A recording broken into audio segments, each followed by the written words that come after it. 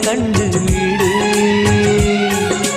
எண்ணம் போல வாழ்க்கையே எவருக்கும் வாய்ப்பதில்லை.